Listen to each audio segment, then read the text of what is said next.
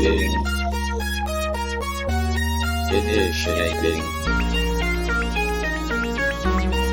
machine learning. Executing. Hello, everybody, and welcome to Machine Learning, a pod about the machine, from Pod Against the Machine, the only podcast with a supplementary podcast with a 25-word title. I am your host for this month, Juro, and with me are Izzy. Hello. And Zach. Howdy. And we have a fun one this month. This was the last two episodes of Book 1 and the first two episodes of Book 2. So let's jump in right away with our recap, starting with episode 33, Millions of Vanillions. We started off with a little vignette of Connor Bain working on something or other in the foundry as he gets the feeling that something interesting could be going on underneath the torch. And sure enough it is, because when the episode proper begins, the VC4 emerge from under the hill to discover that the torch is lit. And the entire town just about is waiting on the shores of Stinky Lake to greet them, including a member of the town council that appears to have a relationship with Kira. So what did you two think of the whole, us emerging victorious from under the mountain? It was a really well set up scene because we necessarily had to come out of the water with our backs to the torch. And I like to think canonically, because we're not taking swim checks, we're all just walking on the bottom of the water. Because that way we just don't see the light behind us at all. So we're just seeing it reflecting in the eyes of the people of Torch. And that is just this really visceral snapshot in my head of For sure. us succeeding. So yeah, a little theater of the mind to imagine that we didn't see it for the entire awful underwater drag all the way up until that point. I thought it was great. And then it was amazing to meet Kira's mom. I mean, I have so much love, I think, for Kira's mom. But I just want to piggyback really quickly, Zach, on what you just said. When we start commissioning for the graphic novel series and eventually the movie, I think this scene is going to be a big one. And I am so excited to see how we CGI the reflection of the torch into the faces of the crowd. I think it's just going to be stunning. Well, no, we hire Christopher Nolan for it, and he just builds an actual torch. Oh. Yeah, true. Practical effects. Yeah, we can use the old aggro crag setup that they use on Golden Age Nick. Do we have thoughts on Christopher Nolan and J.J. Abrams? Because I personally cannot get enough of the lens flare thing, and I think once we've lit the torch, right? It just litten is not a word. Once we've lit the torch, I think it's lens flare all over. Yeah, no, the whole town is blinded. I was gonna say. Then I had a thought. I was like, "Is litten a word?" Because litany is a word, and I'm like, "What?" But that is the noun version. It is a Pokemon. Oh, I knew that. Yeah, it's the Fire Cat. Yep. You're welcome, listeners, for me knowing my knowledge. No problem. So, after the coming out of the water and being regaled by the town as their new heroes who will forever be remembered and never again be given a discount, we are whisked off to the foundry where we have a meeting with finally the entire town council, who this is the first time that the VC4 have actually met the full council all together at once. And there's Connor Bain, there is Kira's mom, there is Dolga Fredert, and there is another woman whose name I cannot remember, and I don't know if we got it. No, we did get it, and I want to say it's Baz Luhrmann, but I know that's not right. Yeah. So that said, it's something like right. No, it's adjacent. Yeah. She was kind of mysterious. She just kind of sat in the back and didn't do much. I think she was busy directing Moulin Rouge, actually, but okay. Yeah. And we noticed some interesting stuff with Connor reacting to the name Gartone when we told the town council about what happened to Sandville. And then we dumped Meonda out of her bag and drugged her up and got her to tell us as much as we could about what's going on. She seems to believe that Helion is going to save the world. She did not say from what. And from the way she talks, it honestly sounds like from himself, with all the talk of how he's going to destroy everything if we don't help him. But, yeah, so what do you guys think of the meeting of finally being in a room with all of Torch's leaders and about the kind of stuff that Meonda said about what she's doing, the very little that she did give us? Yeah, I mean, I was frustrated. It's like we got exactly what we were going to get out of her in our first interrogation. While I appreciate that she's a religious zealot, like, whose probably android constitution also lends the fact that she's impervious to our techniques of interrogation. But yeah, I mean, it really wasn't very rewarding until we realized that this town has been functioning without a jail, which means that it must be a sociological Right. marvel, and that the Torch itself is truly utopia.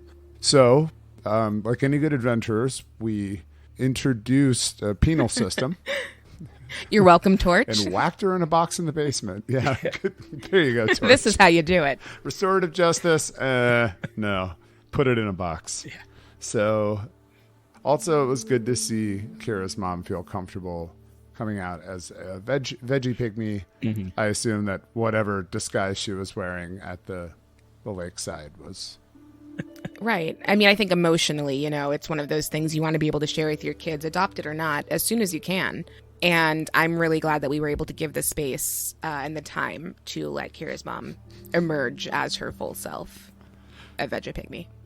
Piggybacking on that, it was a really, really brief moment for me personally within the episode. Obviously, there's a lot going on. It was the end of the book. We were unsuccessfully trying to get more information from Meonda, but it was a very satisfying moment for me playing Kira, sitting in this town council room with her mother being like, look, we did a thing.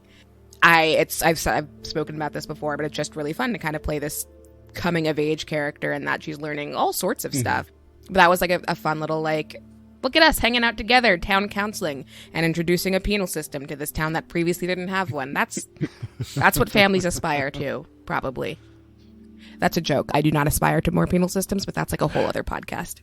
So, Meonda doesn't bother to tell us anything, not anything useful to anyone, and we end the episode with the VC4 deciding that the next logical step is to go to Scrapwall, and also with Kira inviting the rest of the group to her house for dinner later that day.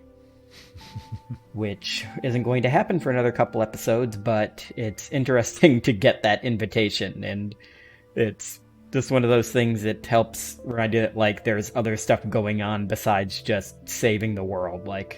There's still the rest of a world going on. You still occasionally can go over to someone's house for dinner. So I would guess that it's a pretty easy invite for Brixby and Asher, but I am so curious as to what made Vargas be like, yes, I will go to this person's family home for dinner. I like to think it's his sense of honor and tradition, which I've mentioned before. The Kelid view of it is very kind of, I don't want to say warped, but they have a very much of a warrior mindset, but they also have a clan and a family mindset. So I can see him being asked to come eat dinner with somebody that he's fought beside. He wouldn't want to dishonor them by refusing it. That does make sense. And I think also provides a little context to the conversation they all have right before they meet Kira's family, which is not in this session, so I'll talk about next time. Yeah. Takes us then into episode 34, The Clap Doesn't Matter, which I love that title just off the bat. This episode started with something interesting, which was our little end of book 1 contest being announced with our first bit of official Pod Against the Machine merch, our stickers, which were given out in a contest. So that was a real exciting moment. Before we talk about the episode proper, what do you two guys think on the fact that we got merch? We're expanding. We're like a real little podcast now. And I personally am excited to procure all the stickers and put them everywhere, including on the, bodies of my friends who are like, what is this? I didn't know you had a podcast. And I'll be like, I don't care. Here's a unicorn sticker. As one is wont to do. Yeah, I personally just can't wait for the hardworking folks at Legal to get over those hurdles that the FDA has put in front of us as, is this even edible? And what are you even doing here for us to get our GooTube product out? But, wheels of bureaucracy will soon be a megacorp merch churning podcast. Listeners, one day we're going to get through a whole episode and no one's going to mention any viscous oozes or goos or slimes, and that day will be a beautiful day.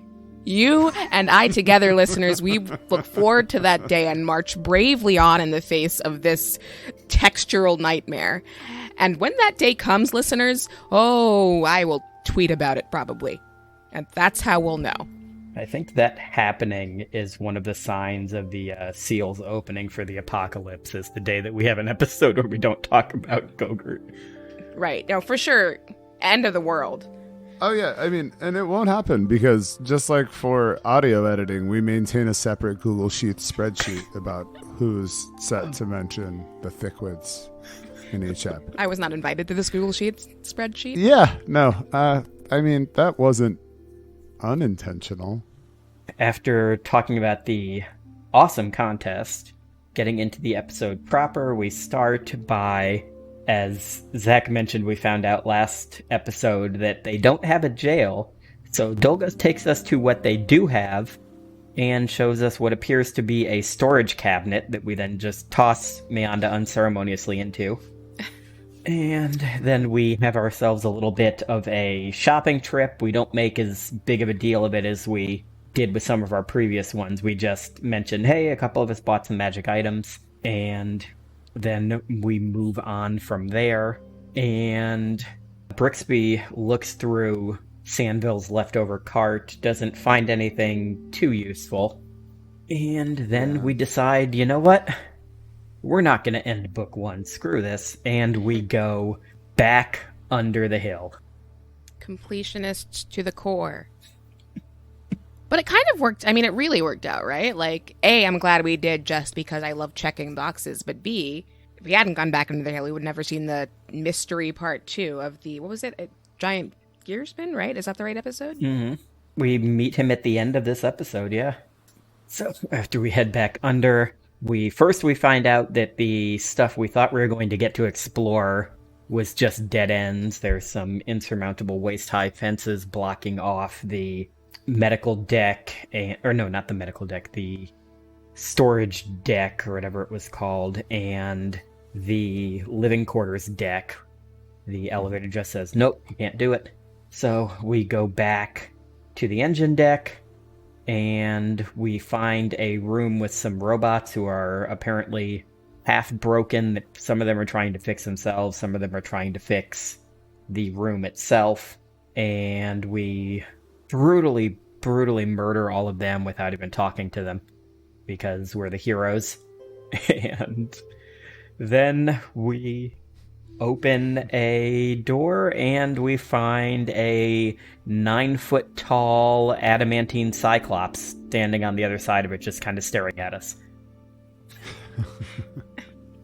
It's fine. So, anything specific either you two want to add for that one before we jump into the next episode with the actual robot fight? I mean, only that it was pretty crazy to finally see a Gearsman. Obviously, listeners of machine learning will know that we as a pod don't try to read too much about Numerian lore because we try to avoid spoilers, but pretty much everybody knows that these are the kind of autonomous shock troops of the Black Sovereign, right? Mm-hmm. They kind of work for him, but kind of also do their own darn thing. Yeah, they basically just kind of randomly showed up in Starfall one day, and through some way or another, the Technic League figured out how to control them. So now the Black Sovereign just uses them as like you said, his shock troops. Totally. And I think that like the fact that the Black Sovereign, that they are like the shock troops of Black Sovereign is scary. But the fact that the Black Sovereign doesn't totally control them is even scarier. So all of that kind of leads to this very strange fear and irreverence that people have for them that I think Brixby experienced by seeing this first one. Yeah. That was kind of my experience as the Rat Man gazed upon the horrifying metal Cyclops. I don't know. Kira just saw target practice. She's not as reverent nor as learned, so it was like, cool, big robot, let's hit that. And it worked out. Mm-hmm. Yeah. Which then that'll bring us nicely into episode 35, literally a baby from space. This is my favorite episode title so far. Yeah. It is a good one. So it starts off with a quick little Vargas vignette of him waking up sans an arm and possibly a few other things on a pile of dead bodies, so that's horrible. And then he sees an apparition that may or may not be Gorham and passes out again, and I'm sure everything after that is fine. Probably. Then into the episode proper, we fight a dreaded Gearsman and kill it in 2 rounds. So satisfying. Yes. Going from taking about an hour and a half to kill that floating kidnap drone robot to taking down basically that thing's big brother in 2 rounds is super satisfying. It's so good. And, you know, I think it works narratively. Like, obviously, when we've said this a billion times now, but in game it's been, 4 or 5 days, something like that. Mm-hmm. But I like to think of our characters as quick learners. We adapt to each other relatively quickly and are able to say, like, hey, stop standing in front of Asher when he needs to shoot something. And let Brixby do a thing so that all the rest of you can do more impressive things, you know? Mm-hmm. That said, all of us having leveled up, and me at least having gotten more experience in the last, almost year than I had ever had previously. It was like, yeah, we're so good at smashing stuff usually sometimes. Love it. Yeah, it definitely speaks to the fact that, Book 1 showed us that hardness and overcoming hardness by any means necessary is really crucial for low-level survival. We haven't necessarily experienced that just yet, and I'm really glad that we're fighting, a multitude of enemies that are not just robots and constructs and things. But man, did the VCIV get it dialed in right off about how to screw up some constructs. I feel like, the Gearsman fight just kind of spoke to the fact that, we have become a well-oiled machine when it comes to specifically that style of combat, or that combat with that type of enemy. So we managed to take him out surprisingly easy, and then something really weird happens where we think at first he's maybe going to get back up. We know from our knowledge checks that they have a health surge ability, so we're worried we're going to have to fight it again. But then weirdly its eye changes color and it starts talking to us in common, which before that every robot we found only speaks Androphan, so this was weird. And it tried to communicate to us, but apparently it couldn't hear what we said back, so it gave up. But the whole thing was just very interesting. It was kind of sad. I mean, I think someone rolled for it. Maybe Jeff rolled for Asher to communicate with it, and it didn't work. But beyond the, like, disappointment of, like, hey, we tried this and it didn't work, I was also sort of, it took me from we smashed a robot to we killed a living thing. And I was like, oh, man. Which, we've obviously done that before. But this one tried to talk to us after. I'm like, aw, honey. So I, for one, would like to find and befriend the robot, even if it secretly ends up being, I don't know, like a Hellion avatar.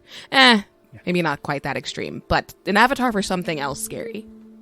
I'm still not sure. Like, when it was happening, I thought maybe it was Hellion, but listening back later and then just thinking more on what we know about Hellion, it seems like this is something else. Like, Hellion doesn't seem like he would be as polite as this thing was from what we've heard of the guy. Agreed. I would agree. Yeah, I think that, like, Hellion is definitely, this seems to be a separate scrap wall related problem right now. I felt like this power relay was sort of his first grasp out. I feel like that is one thing we've sort of gotten from Mayanda, but maybe I'm wrong. Yeah, I think that had something that was more endogenous, like the ship and the people that were, the culture that was on it, that crashed it, that was there before. Maybe this is just me thinking after listening to someone playing through Dead Sons, but an Androphin that digitized themselves or something, and they were in, like, the computer in the ship. Oh, yeah. I like the idea that it's, well, I guess not obviously it will come back, but I want it to. I'm manifesting that Kira and the whatever it is become best friends. And then Kira takes on, like, godlike powers of her own, and, I don't know, also crushes the world because they didn't give her what she wanted, like a power box, as gods do. Mm-hmm. Twist, she's been chaotic evil the whole time. So after we talked to the strange split personality Gearsman, we looked around the room. We saw that it looked as though Mianda had been trying to build something, like we found parts, but there was no way we could put them together. And we also found, of course, another white keycard duct-taped under a keyboard. Because, of course, we did. That. And then we decided to go back upstairs and murder a space baby. And some blood pinatas. And unfortunately did not find any cool loot in either of their rooms, so we just killed a sentient being for no reason. I mean, some people in the party had some strong feelings about it continuing to be down there. Brixby was pretty neutral about it, but I believe Asher in particular took some offense to the idea of having a blood-gorging plant fungus. He did, and he decided it must be destroyed. It was definitely not exactly a friendly... Well, actually, it was very friendly, but it was dangerous. It really was, like, calling it a baby is, like, an interesting thing, but it was a baby in the same way, like, in the synopsis for Cloverfield, they call the monster a baby. And, like, it destroying New York is it freaking out and running around. But that's the same kind of thing. Like, this is a baby that drinks blood and can control your mind with psychic powers. As babies do. So I do get that it could be kind of dangerous. I'm a little sad. Pour one out for Plant Friend. I, as a player, don't much care for... No, that's not true. I'm open to the idea that Plant Friend could be interesting. But he did do something to my character, and I still don't know what. And never will, because now it's dead. Someone in our fan Discord, and I apologize for not remembering who off the top of my head, mentioned that they played through and they were able to basically tame it and take it with them. Which I did not realize that was an option. And it sounds both amazing, but also kind of terrifying, because I'm not sure I'd want to sleep with that thing next to me. Yeah, you just have to feed it constantly, like a gremlin? Yeah, I don't know. Well, it's too late now. F. Do people say F, or do you have to type it? Am I aging myself? Do I sound very uncool right now? Let's cut all of this out. So yeah, that was what ended Book 1. And we discovered that Book 1 was called The Fires of Creation, and that Book 2 will be called The Lords of Rust. So that took us into episode 36, Schrodinger's Chicken. We started off with the announcement of the winners of our End of Book 1 sticker contest. And congratulations again to Bellendora and Fuzzy Doug for their wins. I hope you guys both enjoyed your stickers. And then the VC4 head back into town and decide, you know what? That Connor Bain guy is just suspicious. There's just something about him. He seems to recognize some things about the League people shouldn't know. He seems to be a little bit better with technology than people should be. And he might be cheating at cards. There's just something going on about that guy. Tell. So we go over to the foundry where Kira politely and levelly knocks his door off its hinges. We had no choice. He might be cheating at cards. And we go in and talk to him and discover that he used to basically be the assistant of the League captain Gartone, the one that Sandville knew. And that he attempted to kill Gartone. He failed, obviously. But he did manage to escape with a Kelid slave, which he then adopted as his daughter, Val. And she had been part of some kind of horrible experiment on Kelid kids because the Technic League is just super evil. And so what did you guys think about the revelation about Connor and his past? Well, I was disappointed to learn that he apparently wasn't cheating at cards, and I do sort of feel like that's what he went there for, so it would have been nice to be able to wrap up that cold case. However, I guess this other stuff was good information to learn too, and I feel like you sort of called it. Actually, no, not even sort of. You definitely did call it, Jero, like within minutes before we broke in there, which was impressive. I think I called him getting Val from the League. I didn't think he was League, but I thought like maybe he used to be, I was thinking like his thing was like that he had been like a slave trader or something other awful like that, and like bought her from the League and had a change of heart. I was not expecting him to actually be in the League.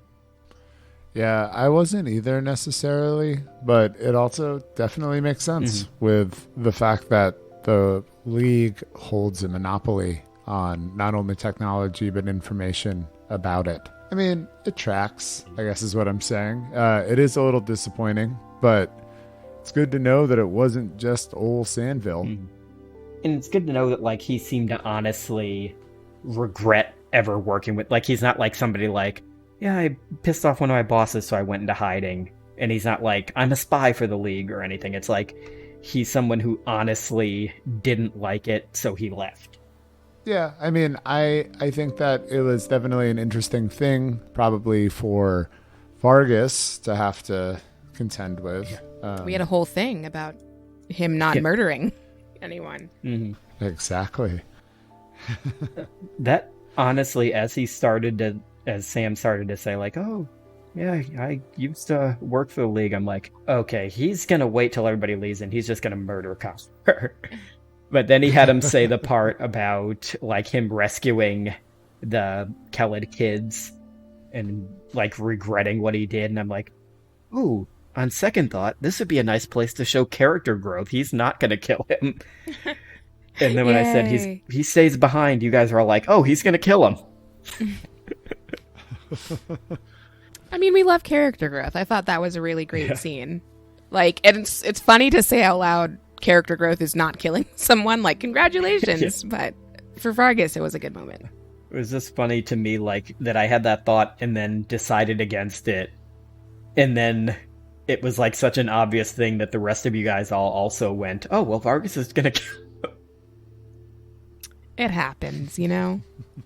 To be fair, there were at least a couple times where especially in those first, like, episodes 1 through, 25, I was fully prepared for Kira to just, like, go off and murder someone. And she didn't, and I'm glad she didn't, because I think that would have changed a lot of things. So we all have moments where we're like, oh, I'm gonna murder someone. JK, you know? That's just life.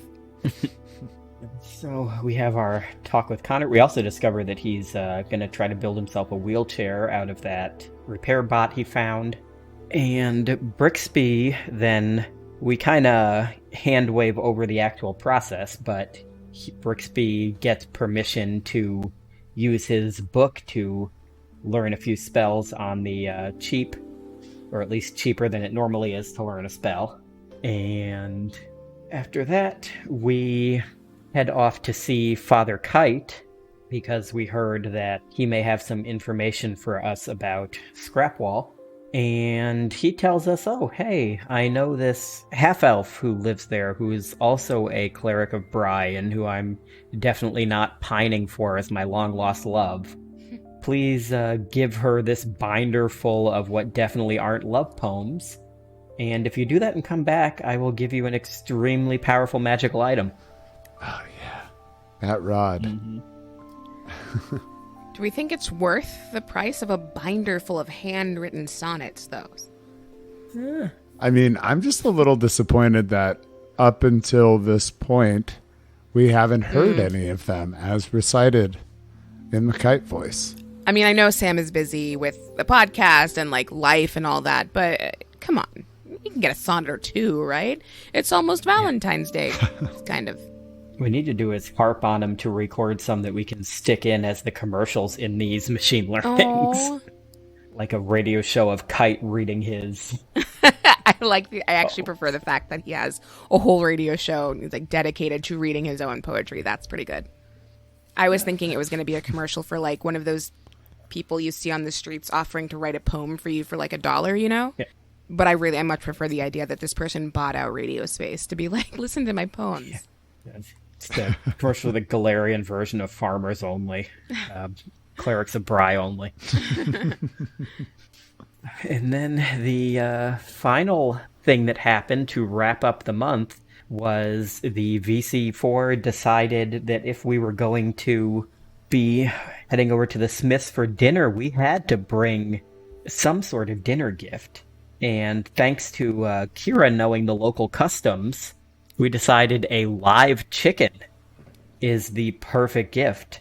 So we headed down to Larry the Lizard Folk's Chicken Emporium, where we met my favorite NPC since the introduction of Garrett the Gnome. Larry the Lizard Folk, the very oddly named halfling, who was adopted by other halflings, thus explaining his name. And we bought from him a chicken. What did you two think of that rather interesting interaction? I would like to start by saying I am so grateful that all of our characters decided to trust Kira, who has consistently rolled under a 5 on any knowledge local roll or any knowledge roll period. And be like, yeah, no, people totally bring a live chicken that can be eaten or kept as a pet for dinner traditions. Like, that's a thing.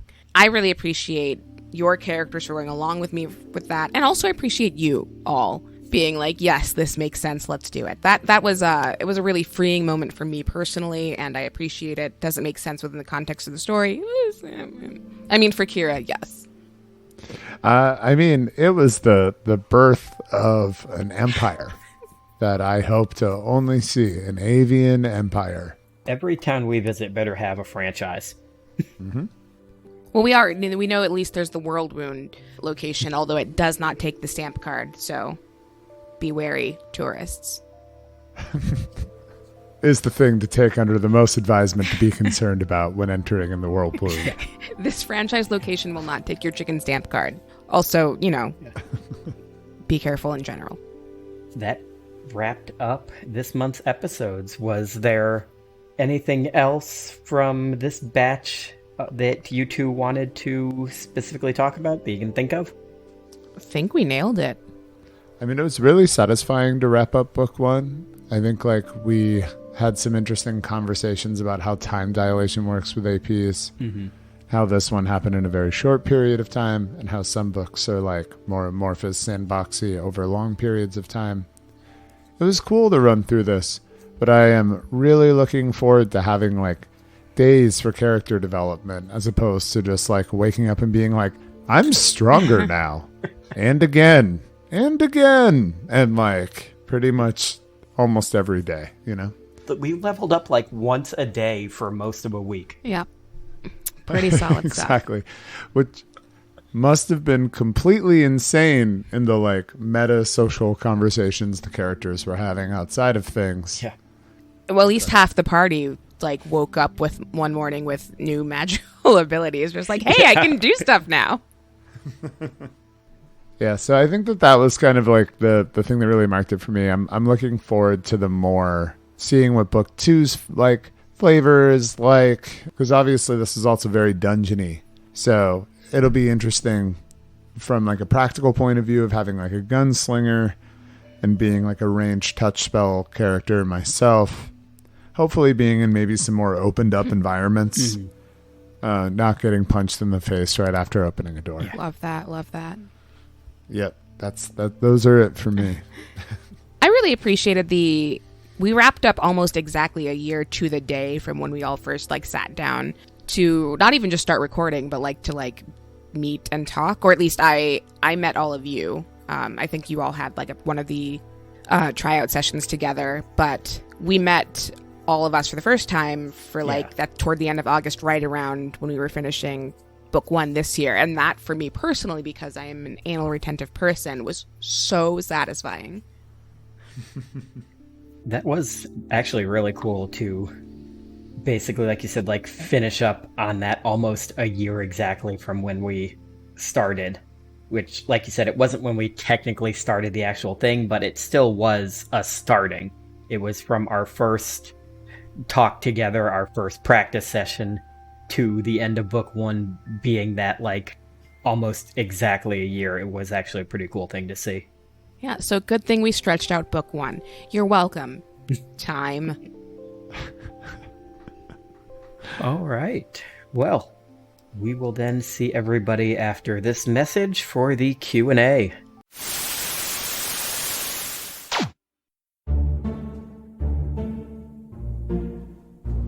In a city torn apart by catastrophe, a group of heroes have emerged to fight back against the machinations of a despotic ruler. Corvosa is dying. No, strike that. Corvosa is being murdered. Killed by our queen. But while many have come to know the Cover of Night as heroes of the people, champions of good, and just incredibly attractive. Have you seen their art? Others have come to see their actions as a threat.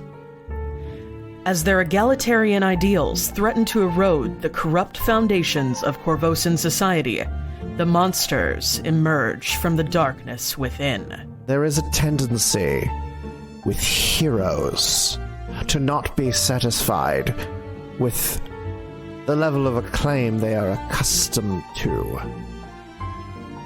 There is a tendency for heroes to act out, take what they think belongs to them. But not all who dwell in darkness seek to hide within the shadows. Join us on To Have and To Roll as we discover unlikely allies. Do any of you know Speak with Dead? I can prepare tomorrow. Well, I guess it's a sleepover then! Oh my god! And some who would be happy to see Corvosa crumble. Well, I just figured if I had power, why not have used it? The Curse of the Crimson Throne continues in Book 3, Escape from Old Corvosa. Available on tohaveandtoroll.com or wherever podcasts are sold. Wait, who's buying podcasts? Rain? Do people pay money for this? What? No, I have no idea what that means. Just tell them to follow us on Twitter. Okay.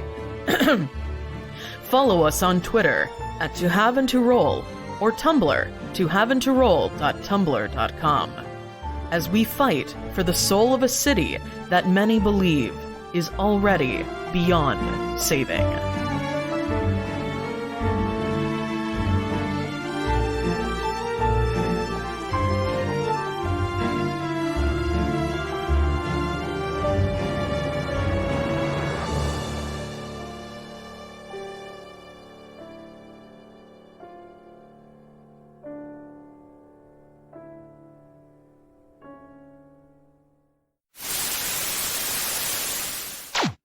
And welcome back. We are into the Q&A. We went a little long on the recap, but it was a fun recap. It was the end of the book. So we kind of had to go a little long. So we're just going to have a couple of questions. We also have some that we really want to save for when we have more members of the cast on, because, you know, you guys ask these questions of all of us, and it's kind of unfair of us to not have everybody answer them if we can. So we're just going to do a couple. And we are going to start with this question by T. Brandis. We often hear, we should cut this out. But has anything ever actually been cut out? And then as a little jokey second half, they wrote, what Patreon tier do we need to get the full swear and unedited feed? Which, that is the $1 million a month tier. When you do that one, you can hear all of our swearing and talking about aspic and all the other weird stuff that we cut out. So I mean, I want to do this in reverse, where the Patreon tier is edited and all the people have to listen to the 4 hours of us remembering our characters' mechanics in the middle of combat. Yeah. Oh, I like that. Pay to not have to hear it. Oh, I was going to say, I can send all of my unedited stuff right now. It's mostly me looking up rules and typing to myself. It's a lot of me dropping dice on the ground when I should be paying attention, but I'm playing with my dice instead. Hours of footage with that. Actually, I told you all last time we recorded. We all finished recording and then went to bed or have dinner or whatever, and I came back to my computer an hour later and was still recording. And just had me talking to myself and talking to my brother on the phone and all of the trains. So yeah, that one I think is we'll save that for the $1 million tier, but the rest you can have for free. And as for the actual question, we cut some stuff out. Mostly, I know when I edit the machine learnings, I tend to cut out a lot of the pauses and nonverbals. We don't cut as many out of the main episode just because the flow of conversation sounds weird if you cut too much of it out. We cut out occasionally one of us will accidentally swear or something, and we'll cut that out. As Zach mentioned, we cut out a lot of technical talk of us just talking back and forth, trying to remember what our characters can do and what we need to roll for certain things. That's just kind of boring. There's really too much that we cut out that would be anything that I feel like would be that fun to listen to if it wasn't cut out. What do you guys think? I think that's what the bloopers are for me. Yeah. Because when I'm editing an episode, it's something that is either ruined by incidental background noise or something else, but is too golden to get rid of. But I really endeavor to keep a lot of stuff in there. The only things I honestly cut out when I'm doing editing are procedural questions, things that I think that sort of upset the flow of stuff. And maybe once in a while when stuff goes super off the rails, it goes into the bloopers folder. But it doesn't go to never see the light of day again. However, the who's on first style, I go there. Where? Here. Roll20's being weird right now. Hold on 1 second. Is really not. No one needs to hear that.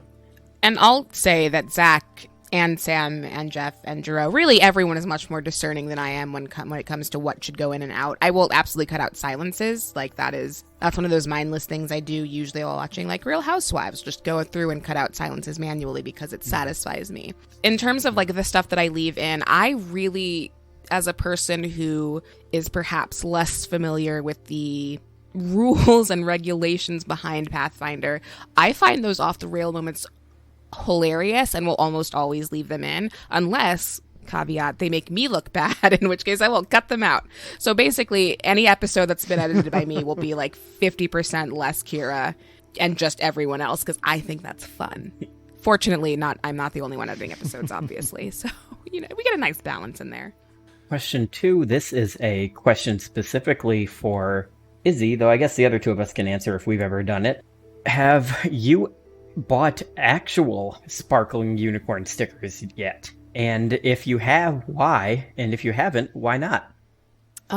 This is a great question, and as we all know, I love being asked about unicorn stickers. I have done a lot of what I like to call wine browsing, which is when I have a glass of wine after work and then scroll through Etsy. I will say I am, as much as I love stickers and sparkles, I don't like cleaning or doing things. And putting stickers on things and then peeling them off when you move out of the apartment is a real rough situation in New York. So I do a lot of browsing. That said, I did get sent a whole bunch of unicorn stickers by none other than Jeff's wife, and those are amazing. And it's a struggle for me every time I get on the subway not to just slap them on people's foreheads. I'm pretty sure that would count as like some sort of assault, even though it's happiness. So I refrain. But short answer, I do have unicorn stickers purchased for me. I plan on procuring more in the future. It is now part of my life. Have you all ever purchased unicorn stickers? I don't think so. I've been to a lot of conventions. I used to do, before the plague started, I used to do PAX South pretty much every year. I went to the first 5 years that they had it, missed year 6, and then it got canceled year 7. And I've been to a couple other cons too, and people like to give out stickers at those, usually like more like kind of bumper sticker type ones, or like smaller stickers like you'd stick on the side of a computer or on the back of a laptop type thing, advertising like their indie game they made or their company and stuff. So I've gotten a lot of that stuff. I honestly don't think I've ever purposely gone out and bought stickers, and if I do, I don't remember it. Fair. Yeah, I put them on all my staff's paychecks, and I've definitely bought unicorns in addition to tiny cows and birds, weird cats, fish, all sorts of stickers. This is what business is like. Business. That's a tip for all you aspiring business people. We'll cut this out. Or not. I don't know. Who can say? Okay, and I think we'll do just one more. Like I said, it's just going to be a little bit of a shorter Q&A this month, but we have one here from Crazy Piano Man that I think is kind of an interesting one, especially with how the last couple years have been with everybody stuck at home. What is a trip that you've always wanted to do but haven't done yet? One that I have always wanted to do, and I think that people in the fan Discord know this because we talked about it a bit in there, is I have always wanted to go to Japan. I would love to just spend some time in Japan once I get the language better. I've been working on practicing it for about a year and a half, close to 2 years now. I'm still terrible at it. I could basically like order in a restaurant and ask directions and that's it, which is not great to show after 2 years of practice. But yeah, it's something I've always wanted to do. And the reason I'd like to know the language, I would specifically like to go not to like Tokyo, but to like a more rural area, just somewhere maybe further up north, and just kind of see the more kind of naturey and a lot of the old history stuff. I got the pleasure of going 4 years ago. I deeply enjoyed it. Again, highly recommend going with someone who has apprehension of the language. For listeners, that's not me. That is my partner's brother. Their family is from Beppu. But we got the pleasure of visiting northern Japan, in particular, Hokkaido, Sapporo specifically. It was really pretty. I recommend it so highly. Best produce I've had anywhere. I want to go to specifically hike the King's Trail between Norway and Sweden. So that's been a big one for me. My partner generally likes hot environments, though, so it's unlikely that we will be doing that anytime soon. You could do the, what's that one called that like goes through Pakistan and India? The hippie trail. What about you, Izzy? I don't have a particular trip planned, but I love trains. I love the idea of road trips, but I tend to be pretty I get in my own head. And so when you have the road trip, the idea of like traveling and just being able to stare at the window without feeling bad that you're not talking to someone or the driver keeping them awake, and also not having to drive yourself, that for me boils down to a train ride. I could do a train honestly pretty much anywhere with the exception of the commute that I have in the morning. NYC subways do not count as trains. Those are gross and terrible and awful. But I want to do one of those like picturesque, vaguely Norwegian trains. I actually had planned a trip for myself last year and then again this year, both of which were obviously canceled because, pandemic. But my dream is taking a single ridiculously expensive notebook and sitting on the train and looking wistfully out the window and writing not tragic poetry because I really don't like poetry, but something vaguely mysterious. Love solo trips, love trains. Those two things together, ideal. There's a train that goes to between New York and Philly. Yeah. Though I think that's more of like a commuter train than like nice trip train. Yeah. My favorite train trip I've ever taken in the States would have been from Oakland to Portland. Wow, that's a long one. It's so funny. If you ever do it, I went on the Amtrak line. I forget what it's called. I went just a couple days after my birthday. So this was like in the winter. And they tell you, I had looked up reviews before and they're like, hey, just so you know, this it's not uncommon for this to take a long time to run a little late, which in terms of cars and planes, a little late is like half an hour. This, I think it was supposed to be like 6, 8, maybe 10 hours and it took 18. Ooh. But I had booked, because it was my birthday, I booked myself one of those sleeper cars, and it was honestly the best vacation I've ever taken. We went through the mountains, I saw the snow. At some point, there was some sort of train issue where we just got stopped for 3 hours, but I was like, I have my own room. This is fantastic. I loved it. I cannot say enough. If you are also a solo traveler, do a train trip somewhere. It's amazing. So, yeah, that's going to do it for this month's of machine learning. Again, those who are in our Discord, well, first off, those who aren't in our Discord, join our Discord. It's fun. You can chat with us in the rest of the cast. You can chat with the other fans of the show. We got all kinds of different channels to talk about all kinds of different things. And you can ask us questions like these fine questions that we just got today. And for those who are in the Discord, please feel free to keep asking questions. We're always looking for more stuff to answer every month. And thank you all for your support. And again, congratulations to our sticker winners. And we hope to eventually maybe have those available for other people as well, once we can collectively figure out how the internet works. And we will see everybody next month. Until then, I'm going to bed. Night, Drew. Good night, Jero.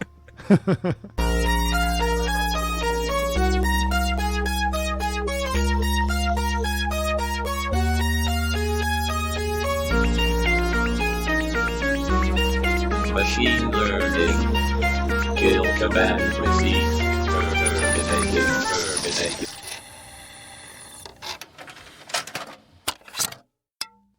Ooh. And No. You first. Who's you? I don't know. Either one of you seem to have Let's an do answer alphabetical immediately. order. wait, Sounds good, no, Jero. Izzy is technically an A, aren't you? Yeah, that's fair. Well, actually, I'm true. technically an A also. But you're also technically an A. I mean, I was gonna say not to. You're out also you, but right. you're technically I am an A. AZ. Yeah, I'm an though, AN. so Dang it. if Yeah, we're gonna, okay. Ha So I guess I'll go first and cut all that in between, and it'll be a beautiful segue into asking the question. keep and it. me No, we love it.